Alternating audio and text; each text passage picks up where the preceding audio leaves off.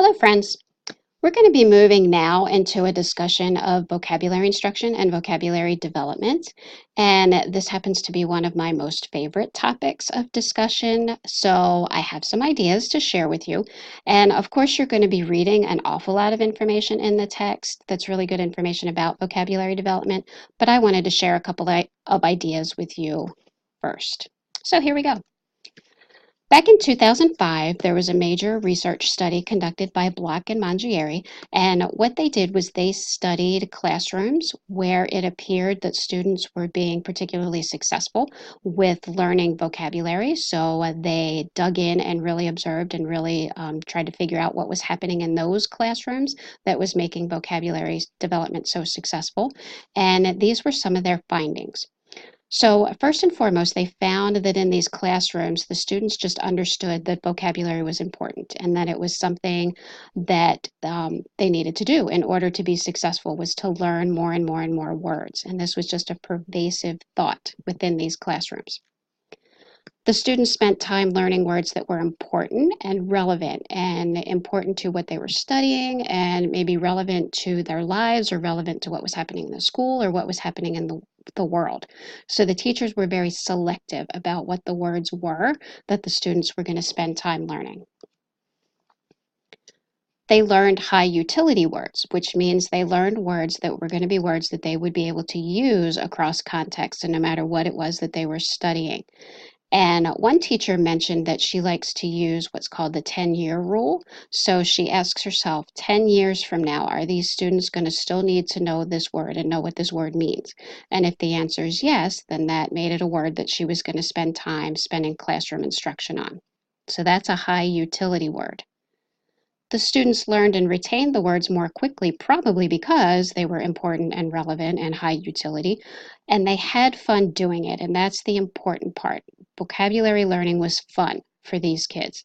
The students didn't spend time just getting a list of words and looking it up in a dictionary and writing down definitions, because that's boring, and it's also highly ineffective for many reasons. We know that children find dictionaries very difficult and they don't remember those definitions.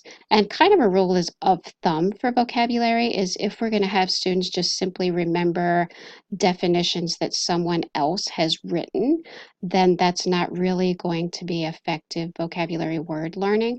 That it's much more effective when the students create their own definitions and they write definitions that make sense to them and definitions that have meaning to them.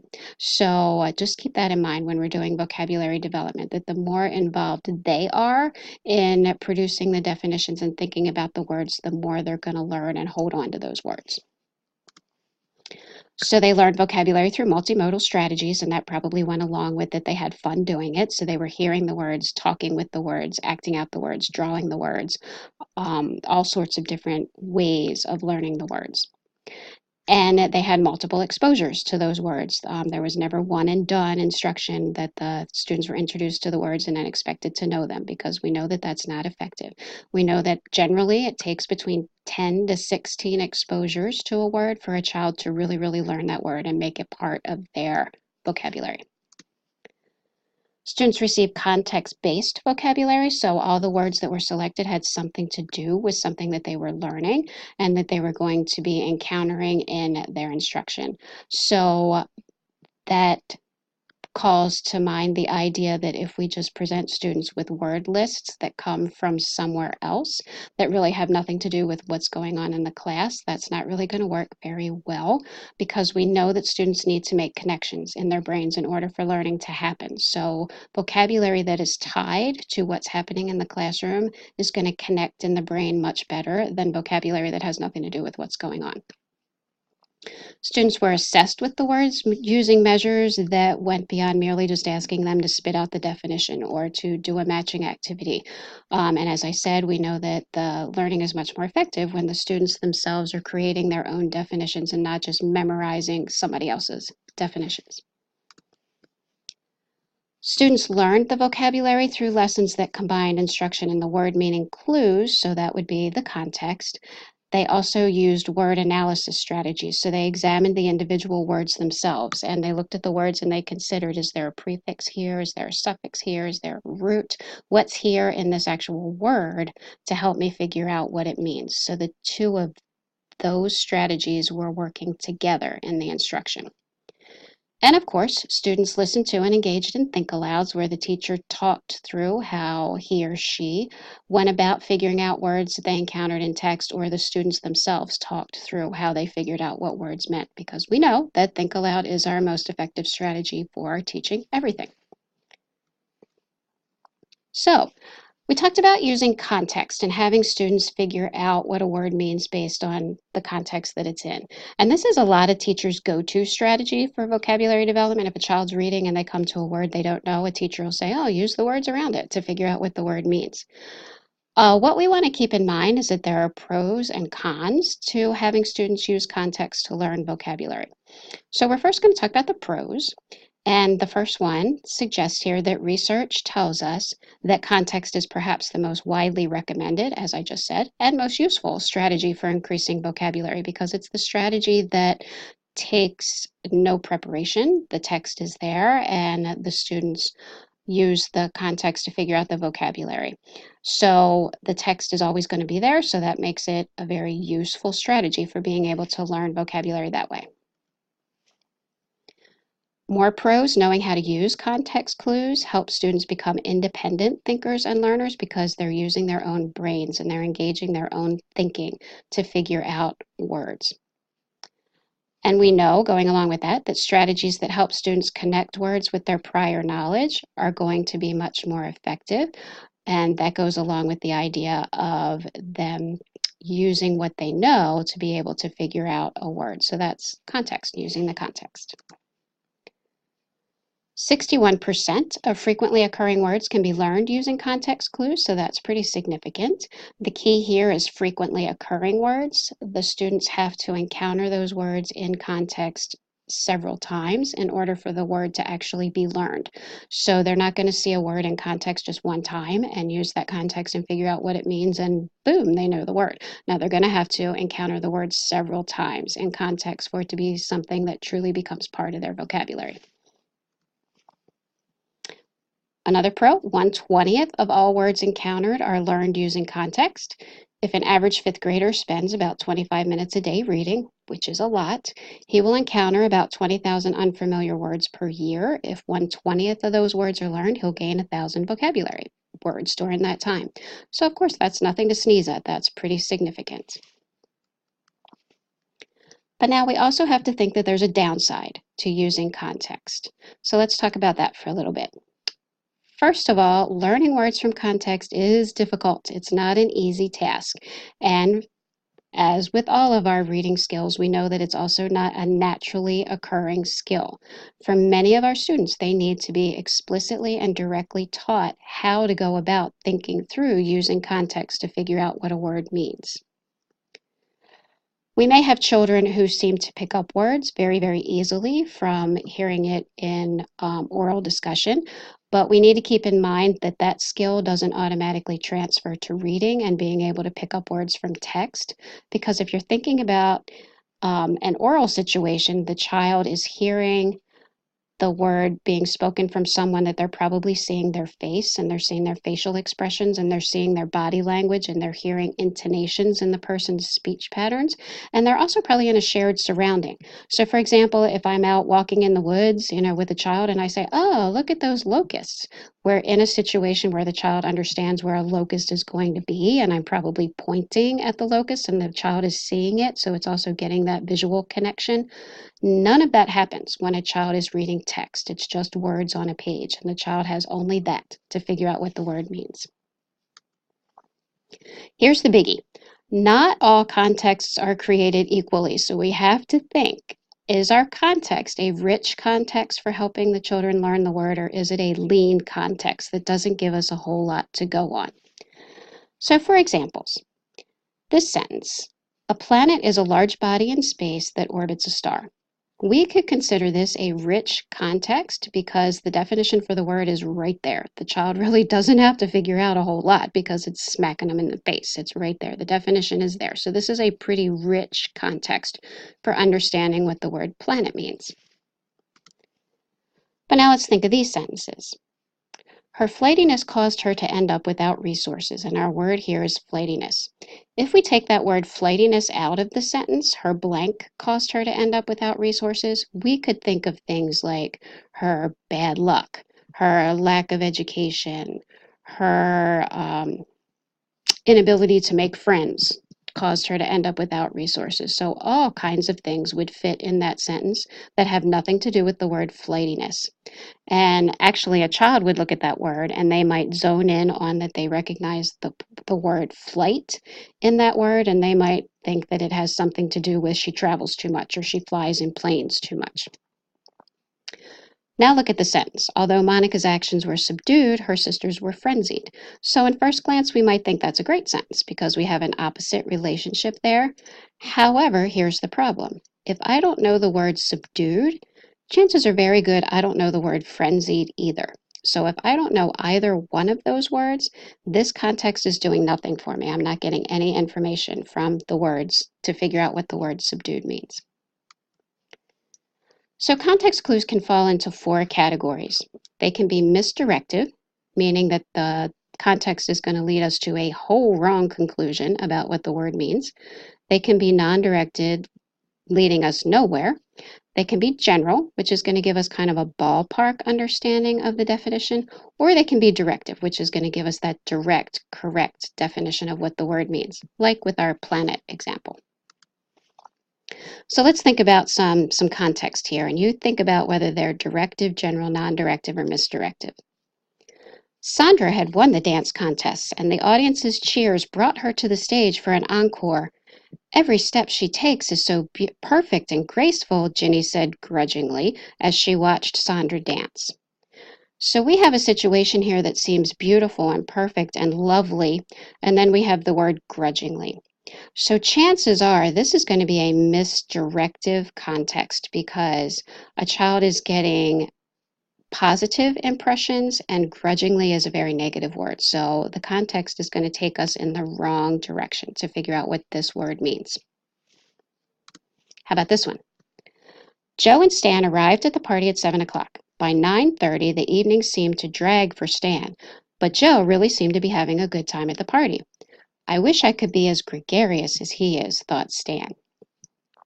So we've got the context for gregarious here, and I wish I could be as fun as he is. I wish I could be as popular as he is. I wish I could be as happy as he is, thought Stan. So those definitions are getting me in the ballpark of what gregarious means, but they're not getting me to the actual 100% definition, but I'm getting enough of an understanding that I kind of get what's going on here. So I'm getting a general idea. So this is a general context. Dan heard the door open and wondered who had arrived. He couldn't make out the voices. Then he recognized the lumbering footsteps on the stairs and knew it was Aunt Grace. Lumbering. He recognized the soft footsteps on the stairs. He recognized the fast footsteps on the stairs. He recognized the heavy, the slow, the whatever footsteps on the stairs. I don't have enough information here to give me an idea of what lumbering means, other than it's an adjective to describe the footsteps. So this is an example of a non-directive context clue because I really have nothing to go on. Plus, in the sentence, I love that Aunt Grace has lumbering footsteps. I just think that's fun. Okay, this sentence now. Joan's behavior, licking the spoon, telling toilet jokes, and criticizing the food during dinner is tacky, crude, and even vulgar to the point of being gauche. Well, I certainly have a good understanding of what gauche means from this sentence because I understand that all of these behaviors are awful and very impolite. So this is a pretty directive context here because it's going to take me right to what the definition of gauche is. So one con, as we said, is to really be aware of what your context is and whether your context is going to work for students. So here's another thing to think about. To acquire word knowledge through wide reading, which would be our context, students need to have adequate decoding skills, an ability to recognize when they don't understand a word, and reasonable competency with using those context clues.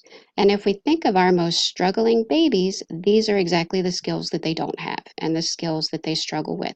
So in that case, context is going to be a very difficult strategy for them understanding and learning new words. Now, when we think about our most struggling kids, some research has been done that gives us some ideas of what actually they are thinking when they're trying to use context. So, our unskilled readers might demonstrate a limited use of the context that they encounter when they're trying to figure out a word. So, for example, laked is a nonsense word, but let's take a look at the sentence. The carpenter laked several heavy pieces of lumber to the middle of the workroom and carefully placed them against an old table. If I'm a struggling reader, I might use just a limited part of that context, and I might just look at the carpenter laked several pieces of lumber, and I know that lumber is wood, and I know that lumber burns. So I might come to the conclusion that laked means burned because you can burn wood. So you can see I'm using just a limited part of that context, and of course it's not getting me the definition because I haven't considered the whole thing. Or I might kind of go the other way and I might take a look at the entire context of the target word and use that entire context to figure out what the word means. So again, the word Bordix is nonsense, but take a look at the sentence. People talk about the Bordix of others, but don't talk about their own. So as a skilled reader, I'd look at that and I would think people talk about the faults of others, people talk about the habits of others, the idiosyncrasies of others, but don't talk about their own. But if I'm a struggling reader, I might think of that whole sentence and I might come up with that Bordix means people talk about other people and don't talk about themselves. So I'm kind of rephrasing that whole context instead of directing into that one specific word. So that's some things that struggling readers might do. Okay, so the whole point of that conversation was that context is a very good, effective strategy, but it's not our be all end all. We have to be very careful with context and know what our context is before we ask students to use it. And we have to directly and explicitly teach them the thinking that they have to do to use context to figure out words. So another area of vocabulary building is using word parts to be able to figure out words. So we can teach students that multisyllabic words are kind of like stories. They can have a beginning, a middle, and an end. So beginnings of words can be prefixes, and we know that prefixes are word parts that are attached to the beginnings of words that will change the meanings. And for example, un and unhappy, re and replay, prefix changing the meanings. So we can teach them about prefixes. We can teach them endings of words. And of course, our endings are suffixes. And our suffixes are attached to the endings of words, and they can change the amount, the verb tense, or the part of speech of the word. So for example, the S in videos is changing the amount and is giving us more than one. The ing in viewing is changing the verb tense and is making that a present tense word. The ly on the end of pleasantly is changing the part of speech from an adjective to an adverb. So we can teach our students to take a look at suffixes because they help us figure out words. And then we can teach them Latin and Greek roots, which are non-English word parts that are used in many, many, many of our English words. So for instance, aud meaning to hear in the word auditorium, ology meaning the study of in biology. We can teach them the difference between base words and roots. Base words are parts of words that can stand alone but yet carry meaning. Post as in postpone, view as in preview. Why should we teach word parts to our students? It's critically important. Several studies have revealed that teaching students prefixes and suffixes significantly increases reading performance. And as someone who works with middle school students primarily, I can 100% tell you that prefixes and suffixes will be huge in helping students figure out words that they encounter. Very interesting statistic here. 90% of our English words with more than one syllable are Latin-based, and most of the remaining are Greek. So if we can really give them a good, strong basis in the Greek and Latin roots and combining forms, we're giving them the keys to lots and lots of words in our language. A single Latin root generates 5 to 20 English words, and that's a statistic from Tim Rosinski, and I'm going to talk about Tim Rosinski a little bit more. Matter of fact, here he is. This is Rosinski's method for teaching word parts to students, and he calls it his instructional routines. And what he suggests is that we select one word part to work with for about 4 or 5 days or 4 or 5 lessons with our students. And we think of our instruction in about 10 to 15-minute pops at a time.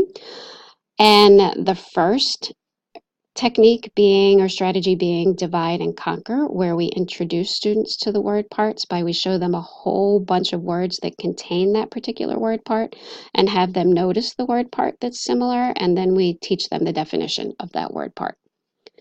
The second routine is combine and create, where we allow students to manipulate the different word parts in various ways. So for instance, if we've taught them a prefix, we teach them about combining that prefix with other words to change the definitions of the words, or we do things like word sorts, or we ask students to combine words that they've learned in sentences, all sorts of activities for combine and create. The next part is read and reason, where we have students try to encounter the words in text. So they read text and have them look for that word part that's used in the text, and to help them use that word part to figure out the word as they encounter it in the text. And then there's extend and explore, where the kids just have opportunities to play with the words. And that can be all sorts of fun activities, games and such, where they take that word part and they just play with it. And they can use games where they use all different words and word parts that they have learned. Okay, so that's his instructional routine, and that's a pretty lousy explanation of it. I've attached to the module an example of lessons that I wrote for the word part bio meaning life. So if you're interested in this instructional routine but don't really understand what I just explained to you, you can take a look at that lesson plan for the word part bio, and hopefully that'll make it clearer and you'll see, oh yeah, I get it. Okay, I see what they would do for all of these different parts. Okay, so I've provided that for you. Go ahead and teach it. Have fun with it. Okay, so what we all really want to know are some really good strategies for teaching students vocabulary. You're going to read a lot of them in the text, but I wanted to share this one with you because it's one of my absolute favorites. And this is the strategy of possible sentences, and it's very similar to the story impression strategy that you read in the narrative text strategies chapter. So with possible sentences, what you do is you pull words rather from the text that you're about to read, and you list them on the board, and you show them to the students, and you have them combine the words into possible sentences that might be in the text that they're about to read. But here's what you do to make it a vocabulary activity. Within the list, you include some words that the kids are not going to be familiar with yet and that you're going to need to teach them first before they can think of how they can combine the words, along with other words that they do know. Okay, so for example, if I'm going to teach a text on the triangle shirtwaist fire, here's a list of words that might appear in that text. The kids are going to know a lot of these words, but I'm going to probably have to teach them what a freight elevator is, and certainly what a teletype machine is. I might have to teach them reform and maybe fire escapes. So there are some words here that I'm going to have to teach them first, but then they'll combine these words into some sentences. They'll make some sentences that are possibly sentences they might encounter in the text. Then they'll read the text, and then they'll see how the words are used. So why I love this strategy is because it's a vocabulary strategy. It's a before reading strategy because the kids are making predictions. It's a during reading strategy because then the kids will read the text to find out where the words actually are. And it's an after reading strategy because they then go back to their sentences that they created to review them and to see if they need to revise their sentences to make them something that actually was in the text or actually did have something to do with the text. So it's like an everything strategy all in one. So that's why I love this strategy, and that's why I wanted to share it with you. Okay, so for you guys going forward in this module, the next thing that you're going to see is all those lessons for the word part bio, but then I've also given you a link to a source that gives an awful lot of suggestions for using word walls, because that's something that isn't covered in the text, and word walls are hugely important to your vocabulary program. So take a look at that source. Then this week you're going to read chapter 10, pages 373 to 400 in the book. Feel free to read all of chapter 10 because it's all great, but particularly those pages. And then you'll be completing your discussion board for this week. That's a discussion on vocabulary. Okay, I'll talk to you guys soon.